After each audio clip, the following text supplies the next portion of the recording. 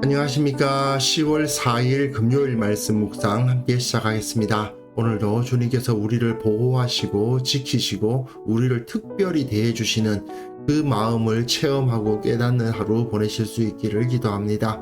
오늘 본문은 출애굽기 12장 29절에서부터 36절까지 말씀이고요. 드디어 하나님께서 애굽에게 그 마지막 재앙을 내리시는 것을 볼 수 있습니다. 비교적 짧은 본문이고 주제도 아주 단순합니다만은 이것을 통해서 우리가 마지막 날을 바라보는 것이 어떤 것인지를 생각해보고 그때 우리는 어떤 모습일까를 다시 한번 떠올려보는 그런 시간도 되었으면 좋겠습니다. 그럼 먼저 말씀을 보시고 묵상 이어나가도록 하겠습니다. 밤중에 여호와께서 애굽 땅에서 모든 처음 난 것 곧 왕위에 앉은 바로의 장자로부터 옥에 갇힌 사람의 장자까지와 가축의 처음 난 것을 다 치심해 그 밤에 바로와 그 모든 신하와 모든 애굽 사람이 일어나고 애굽에 큰 부르짖음이 있었으니 이는 그 나라에 죽임을 당하지 아니한 집이 하나도 없었음이었더라.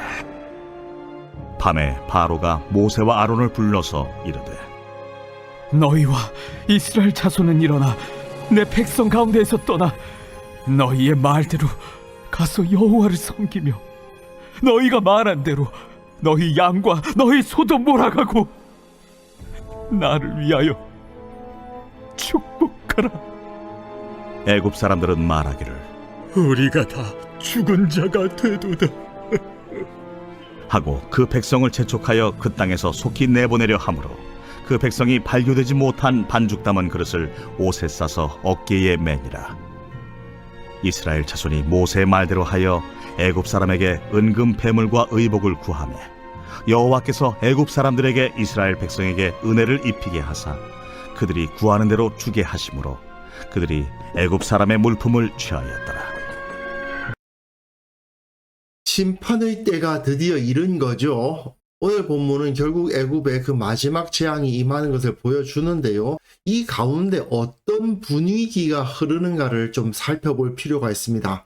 오늘 드라마 바이블이 정말 잘 읽어주는데 바로와 애굽 사람들의 느낌, 그들의 감정은 어떠했던가 하는 것, 그리고 그것을 바라보는 이스라엘 사람들의 마음은 어떠했던가 하는 것을 좀 체크를 해볼 필요가 있어요.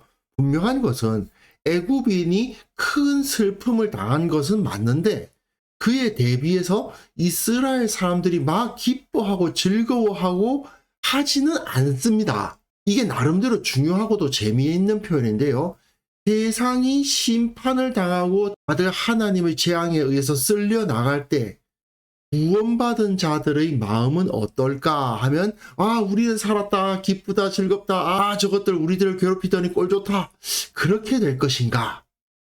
꼭 그렇지만은 않다는 것이죠.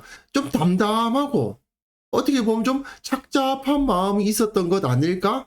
그런 생각도 드는 것도 사실입니다. 어쨌든 세상의 멸망 앞에서 선택받은 자들은 어떻게 되는가 하는 것을 오늘 본문이 보여주는 거죠. 밤중에 여호와께서 애굽 땅에서 모든 처음 난 것, 왕위에 있는 바로로부터 옥에 갇힌 사람의 장자까지 지위 고하를 막론하고 가장 높은 자로부터 가장 낮은 자의 장자를 다 죽이십니다. 가축의 처음 난 것을 다 치십니다. 소든 양이든 말이든 간에 모든 가축의 처음 난 것들은 다 죽습니다. 그 밤중에 그 일이 일어났어요. 바로와 그 모든 신하와 모든 애굽 사람이 일어나고 잠들 수 없는 밤이 되었습니다. 이 밤이라는 이미지는 도적같이 임하시는 하나님의 심판을 떠올리게 하는 것이기도 하죠. 과연 언제 그런 일이 있을지는 알 수 없지만 그러나 밤중에 너희들이 전혀 준비가 되어 있지 않은 그때에 재앙이 임합니다. 애굽에 큰 부르짖음이 있었으니 그 나라의 죽임을 당하지 아니한 집이 하나도 없었음이더라. 첫 번째 장자가 죽지 않은 집이 하나도 없으니 그 애굽의 온 집안에 부르짖음이 없을 리가 없지요. 그야말로 최악의 상황이 벌어지고 만 것입니다. 이것은 하나님의 심판이 가지고 있는 속성을 너무나도 잘 보여줍니다. 언제인지 모르지만 갑자기 밤중에 사람들이 전혀 예상하지 못한 때에 임하고요. 어느 누구도 심판을 피할 수 없습니다. 그 나라에 죽임을 당하지 아니한 집이 하나도 없는, 하나님의 은총과 택하심을 얻지 못한 자는 그 어느 누구도 이 심판을 피해갈 수 없다는 것을 잘 보여주죠. 그러자 그 밤에 바로가 모세와 아론을 부릅니다. 사실 바로는 앞에서 흑암재앙 가운데에서 너는 나를 떠나고 스스로 삼가 다시 내 얼굴 보지 말라고 했습니다. 네가 내 얼굴 보는 날에는 죽는다라고 했습니다. 다시는 너하고 나하고 상종하지 않겠다라고 했습니다. 하지만 부를 수밖에 없어요. 아무리 하나님의 말씀으로 경고를 해도 자기가 직접 당해보지 않고서는 그것이 얼마나 큰 고통인지 알지 못하죠. 그게 바로 어리석은 자들의 특징 아닙니까? 실제로 정말 똑똑한 사람들은 간접 경험을 직접 경험처럼 받아들일 줄 아는 사람들입니다. 자기가 직접 당해봐야, 직접 경험을 해봐야만 아는 사람은 결국은 세상에서 최악의 상황에 떨어질 수밖에 없어요. 다른 사람들이 전해주는 말, 다른 사람들이 가르쳐주는 말을 잘 듣고 아 그렇게 하면 이렇게 되는구나 하고 알고는 재빨리 가르쳐주는 대로 선택을 해야 되는데 바로는 어떻습니까? 끝까지 그 마음을 완악하게 갖고 있다가 결국은 이 엄청난 재앙을 당할 수밖에 없었고 결국 지금까지 요구했던 그대로 다 들어줄 수밖에 없습니다. 너희와 이스라엘 자손은 일어나라. 내 백성 가운데서 떠나라. 이건 쫓아내는 느낌이죠. 너희 말대로 가서 여호와를 섬겨라. 너희가 말한 대로 너희 양과 너희 소도 다 몰아가고 다만 나를 위하여 축복하라는 말을 하고 있죠. 자신이 지금 최악의 상태에 떨어졌다는 것. 그리고 이것은 모세와 아론이 자신을 위해서 축복할 수 있는 존재, 자기보다 큰 존재를 의미합니다. 너희가 나보다 강하다. 너희가 나보다 높다. 그 말이에요. 내가 졌다. 그 말이기도 합니다. 완전히 망했습니다. 애굽 사람들 역시 마찬가지입니다. 우리가 다 죽은 자가 되도다. 물론 모두가 다 죽은 건 아니죠. 그 중에 장자인 사람들만 죽었습니다. 하지만 엄청난 숫자의 사람들이 죽었고 이것은 모두가 다 죽은 것이나 다름이 없지요. 하나님께서 애굽 사람들을 전부 다 죽일 생각을 가지신 것은 아니지 않습니까? 다만 마지막 날에 어떤 일이 벌어진다는 것을 보여주시기도 하고 애굽에게 강력한 심판을 내려주시기 위해서 상징적으로 장자들만 대표로 죽이신 겁니다. 그러니까 이거는 모두가 다 죽는 것을 떠올리게 하는 재앙이죠. 그 사실을 이 애굽 사람들의 입으로 보여주는 겁니다. 우리는 다 죽었구나. 지금 내가 살고 있지만 죽은 것이나 다름이 없구나라고 고백하고 그 백성을 재촉하여 그 땅에서 속히 내보내려 함으로 이스라엘 백성을 속히 내보낸다? 쫓아낸다는 거죠. 하나님께서 계속해서 저들이 너희를 쫓아낼 것이라고 예언하셨던 것이 그대로 이루어지고 있는 것입니다. 그러니까 이스라엘 백성은 발교되지 못한 반죽 담은 그릇을 옷에 싸서 어깨에 맵니다. 굳이 여기 발교되지 못한 반죽 담은 그릇, 무교병을 만들기 위한 반죽이라는 의미인데 누룩, 그러니까 효모를 섞어서 부풀려야 되는데 그것을 할 수 있는 시간이 없어서 아직 부풀지 않은 그냥 밀가루 반죽만 담아가지고 그것을 도시락으로 싸서 어깨에 메고 나가게 됐다라는 말을 합니다. 그런데 굳이 그런 말을 해야만 될까 싶긴 하죠. 그냥 이스라엘 사람들이 서둘러서 이삿짐을 챙겨서 나갔다 뭐 이런 식으로 말하면 되는데 굳이 그것에서 발교되지 못한 반죽 담은 그릇을 옷에 싸서 어깨에 맸다는 말을 합니다. 왜 그럴까요? 이후에 내일 본문에서도 계속 보시겠습니다만은 모세는 이 사건을 통해서 끊임없이 유월절을 지켜야 된다는 것을 가르쳐요. 과거 40년 전이죠. 사실 모세가 이 모세오경, 창세기, 출애굽기, 레위기, 민수기, 신명기를 쓴 것은 이스라엘이 가나안 땅에 들어가기 전 그 요단강 앞에서 자기 백성들에게 써줬을 거 아닙니까? 그러니까 이 출애굽기가 쓰인 것은 출애굽을 한 지 40년이 지난 후입니다. 그러니까 40년 전에 있었던 그 일에 대해서 쓰면서 너희가 그것이 옛날 일이라고 생각할 것이 아니고 너희 삶 가운데 계속 살아 역사하는 경험, 역사적 경험이 되도록 해야 된다고 강조를 해요. 그리고 그것을 기억하게 하는 절기가 무엇입니까? 유월절과 무교절이죠. 그러니까 이렇게 발교되지 못한 반죽 담은 그릇을 가지고 왔다라는 것을 강조를 해줘야만 돼요. 너희가 매년 모든 누룩을 다 제거하고 그 무교병, 마자를 먹는 그것이 아무 의미 없는 것이 아니다.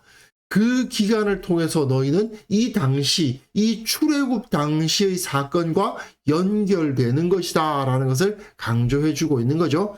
그러니까 이스라엘 자손은 모세의 말대로 애굽 사람에게 은금 패물과 의복을 구합니다. 애굽 사람들로부터 우리에게 뭔가 나가려고 하는데 좀 이런 걸 좀 주세요 라고 말하니까 여호와께서 애굽 사람들의 마음을 움직이셔서 이스라엘 백성에게 은혜를 입히게 하사 자 이것도 가져가 하고 그들이 구하는 대로 주게 하심으로 그들이 애굽 사람의 물품을 취하였더라. 이 당시 애굽 사람들 입장에서는 저 재앙의 근원인 이스라엘을 내보내려고 하는데 저들이 이것도 좀 필요하고 가려면 이런 것도 있어야 되는데 이야기하니까 그냥 줘서 보내는 거예요. 그냥 줘서 보내 이렇게 되는 겁니다. 이로써 이스라엘은 애굽을 서둘러서 갑작스럽게 빠져나가며 그동안 겪었던 모든 괴로움에 대한 보상을 받게 된 것이죠. 오늘 이 애굽 땅에 일어난 재앙의 날에 대한 이야기는 결국 우리가 겪을 마지막 날, 마지막 심판의 날을 바라보게 하는 본문입니다. 애굽 사람들이 전혀 예상하지 못한 시간에 밤에 장자를 잃는 슬픔을 경험했던 것처럼 이 세상 사람들 역시 전혀 예상하지 못한 시간에 하나님의 진노 앞에 서게 될 것입니다. 그러나 그때의 하나님의 백성들은 어떻습니까? 그 재앙의 대상이 되지 않겠죠. 왜요? 그 문에, 인방에, 문설주에 피를 발라서 그 문에 하나님의 여호와의 죽음의 사자가 들어오지 않았기 때문에 그 재앙에서 면제될 것입니다. 그리고 세상에서 지금까지 겪었던 모든 고통에 대한 대가를 받아서 자유의 세계로 떠날 수 있게 될 것입니다. 결국 우리는 이런 마지막 날이 있을 것을 바라보면서 살아가는 사람들 아니겠습니까? 정말 이 당시 이스라엘 사람들이 애굽 사람들로부터 노동 착취를 당하는 것과 같은 그런 불합리하고 억울한 일을 우리가 당하고 있을 수도 있지만 그러나 하나님께서는 반드시 마지막 날에 그 모든 것을 갚으실 것입니다. 그 마지막 날이 언제일지는 그 누구도 알지 못하지만 하나님께서 반드시 갚아주시고 위로해주시고 채워주신다는 사실을 우리는 결코 잊지 말아야 될 것입니다. 그래서 이 시간 함께 기도하실 때에는요, 마지막 심판의 날이 반드시 온다는 것을 잊지 않게 하시고 늘 깨어있게 하여 주옵소서. 또한 하나님께서 그 심판의 날에 그 사람들을 둘로 나눌 것인데 나는 하나님 앞에 온전히 바로 서서 그 자유를 얻을 자들의 편에 설 수 있게 하여 주옵소서. 함께 기도하는 시간 가졌으면 합니다.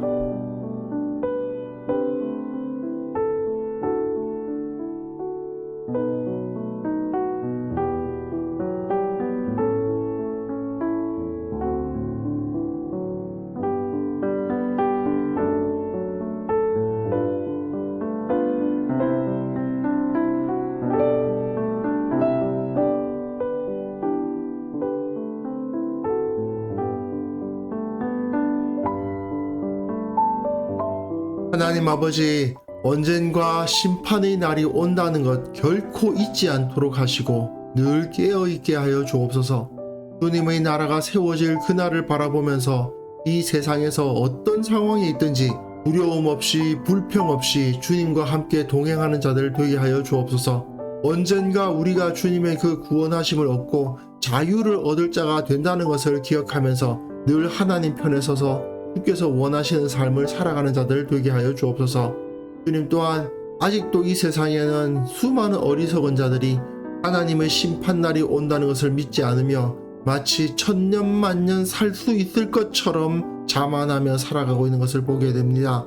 주님, 우리로 하여금 용기를 갖게 하시고 그들 가운데 복음을 선포할 수 있도록 도와주시고 하나님께서 반드시 그 모든 것을 심판하실 것이라는 것을 경고할 수 있는 그런 능력도 허락하여 주옵소서. 오늘 하루 우리가 살아가는 그 모든 삶 가운데에서 하나님의 형통하심을 구합니다.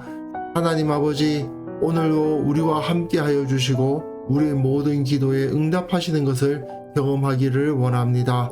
이 나라를 주님께서 붙잡아 주시고 또한 우리 믿는 사람들이 각 가정을 주님께서 인도하여 주시고 또한 일하는 일터 위에도 복을 주셔서 참으로 하나님께서 우리와 함께 하시고 나를 이끌어 주시는구나 하는 것을 체험하는 하루가 되게 하여 주시고 그것을 통해서 기뻐하며 감사할 수 있는 하루 보낼 수 있도록 은혜 위에 은혜를 내려 주옵소서.